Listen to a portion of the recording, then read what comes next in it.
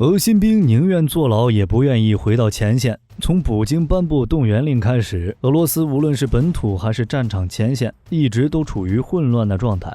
新兵上前线训练不够就算了，就连作战用的装备都要自己买。加上俄军指挥官无能，这些新兵直接就成了炮灰。这就导致那些新兵一个个都靠装死躲过轰炸。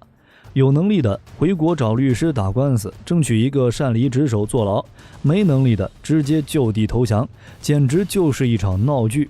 问题这不就来了？为什么俄军的预备役制度那么拉垮？俄罗斯靠这些新兵能不能挽回前线的局势？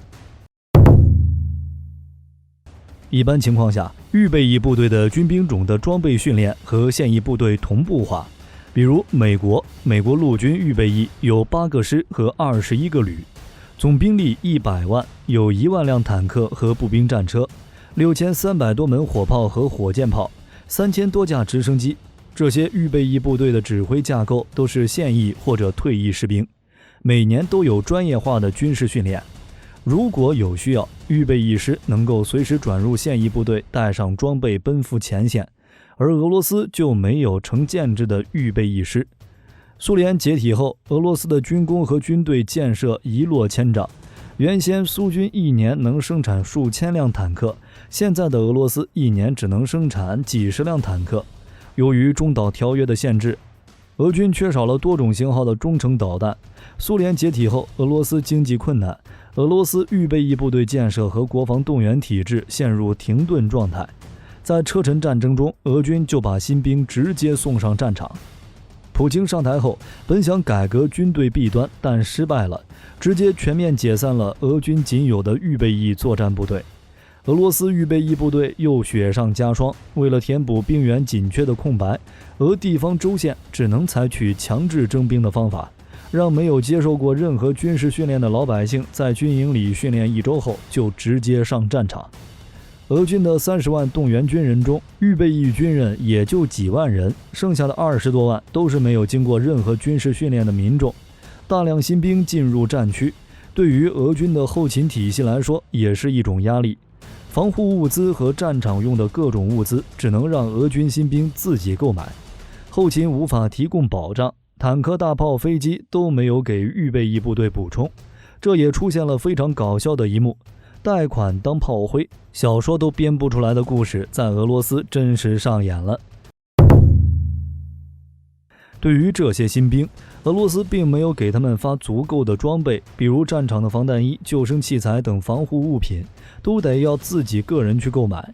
前线的俄军连最基本的食物都无法保证，俄罗斯后勤保障并没有给士兵以足够的战场必需品。俄军新兵拿着步枪去迎战拥有重武器的乌克兰军队，笑死，根本打不赢。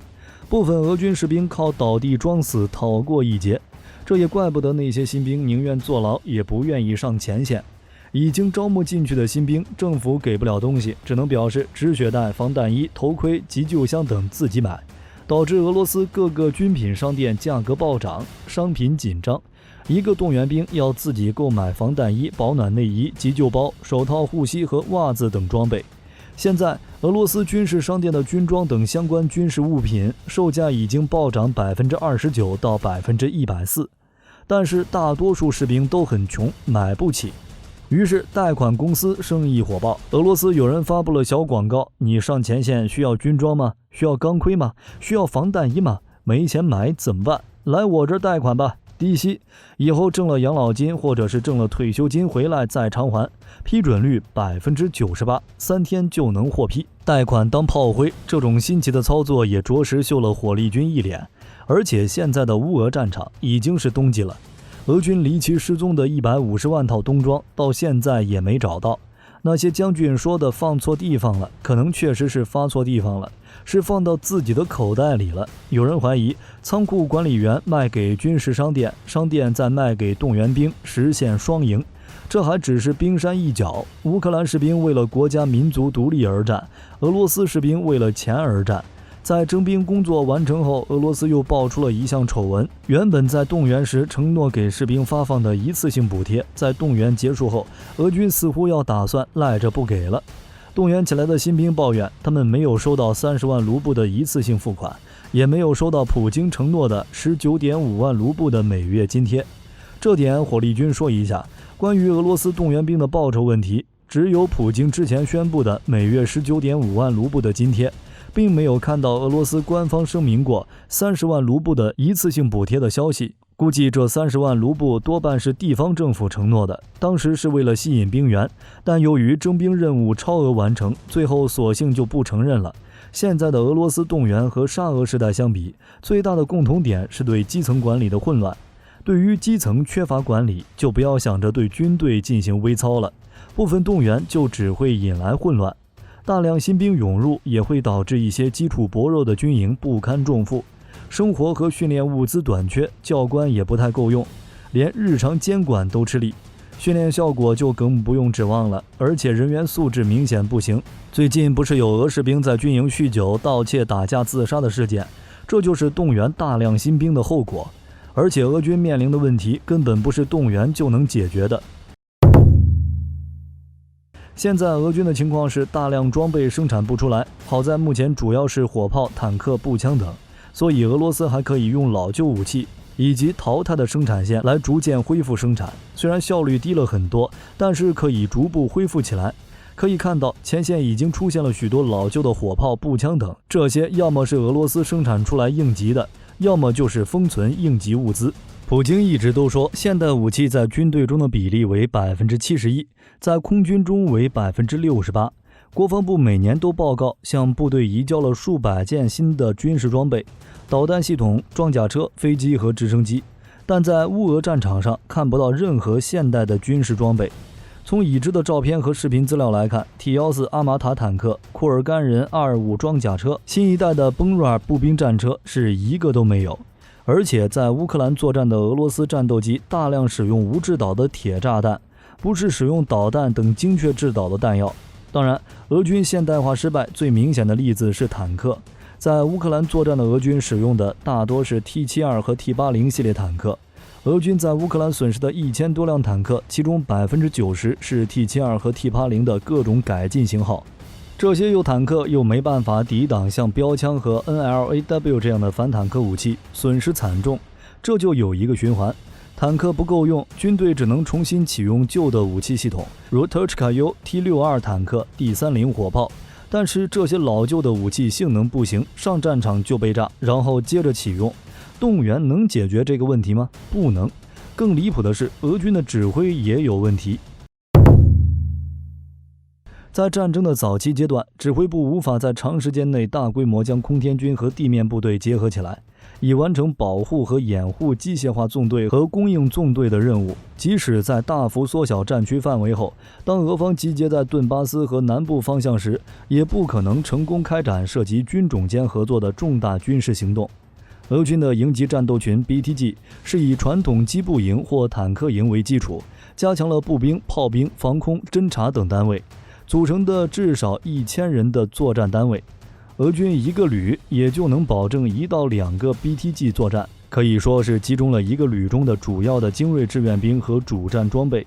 BTG 虽说也是多兵种合成化的作战单位，但是在战术层面 BTG 还基本停留在机械化时代，其主要作战思路就是侦察部队寻找目标，然后火炮洗地，再让坦克和步兵上去解决对手。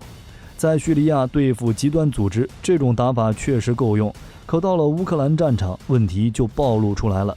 俄军一个旅负责的战线内，往往又只有1-2个 BTG 单独作战，很少能够进行配合，使得俄军陷入了兵力不足的死循环。再加上没有建立起信息化指挥体系，指挥 BTG 作战，极为考验指挥员的个人能力，对于后勤等方面的要求也很高。这种种因素最终导致了 BTG 在乌克兰表现不佳。动员能解决这个问题吗？不能。在乌克兰战争期间，负责作战行动的高层指挥官 BTG 和中层指挥官已经换了好几次，国防部也进行了人员调整，但看不到根本的变化。在进行动员的时候，没有看到任何人员和组织程序的改进措施。而且乌俄战争开始以来，已有超过1100名军官在乌克兰被杀，其中300名是少校及以上级别的军官，只能说弹簧刀立了大功。总的来说，俄军在战争中的战术跟现代战争相差甚远。俄军野战防空系统不用于伴随防空，无人机和电子对抗设施不用于攻击乌克兰军队。撤退时，俄军也是靠民用车辆撤退，连最基本的军用车辆都无法生产。战术低劣，有限的空中掩护，指挥缺乏灵活性，并且固执，随时准备跳进同一个绞肉机里，一遍又一遍地重蹈覆辙，不仅导致了高伤亡，还出现了初级军官拒绝服从自杀式作战命令的情况。连泽总都看不下去了，隔空喊话俄罗斯士兵：“你们投降吧，我可以给你保证和承诺。你投降，我给你吃好的；你投降，没有人知道，你身边的战友、长官也不知道。你投降了，就成为了乌克兰人民了。”所以，俄军动员新兵上战场，给俄军带来比较负面的影响。现在高技术战争，军队讲科技密集型，而非人力密集型。那种过去的光靠人海取胜的战争早已是过眼云烟。俄军在乌克兰最大的问题不是缺人，而是缺乏经过精良训练的正规军事力量。这不，俄罗斯开始在阿富汗招募原来的阿富汗军队。俄罗斯瓦格纳雇佣兵团以$1500的月薪计划招募5000人前阿富汗特种兵，进入与乌克兰作战的预备中。在俄罗斯进行2个月军事训练之后，就会前往前线。不过，这并不能改变俄军的现状。一名新兵仅训练10多天就上战场，除了会基本的开枪外，大部分军事常识都不具备。这也是预备役上前线不到1个月就出现部分伤亡的原因。而且这里还能推测出一个情况，那就是俄军在乌克兰损失真的大，精锐都被大量消耗了，所以才把缺乏训练的新兵投入前线。正常情况下，这些新兵应该待在前线靠后的地方逐步适应，而他们招募上来就被迅速送往前线，可见前线俄军缺口太大，真的坚持不住了，就是在用人命来填堵洞口。这种情况下，就算是俄军征召再多的新兵，也无法扭转目前局势。就算再征300万俄人上前线，那又有什么用呢？炮声一响，一个个跑得比兔子还快。二战时的时候，苏联的师长拔出手枪，把士兵像赶羊群一样赶着冲锋，被德军几轮炮火覆盖，便打得所剩无几了。现在的俄军打仗，不知道是怎样指挥作战的。好了，今天的视频到这儿就结束了。各位觉得俄罗斯的动员兵在战场上能撑几天？欢迎在视频下方留言。如果视频内容有不对的地方，也可以在下方指正。我是火力军，下期见。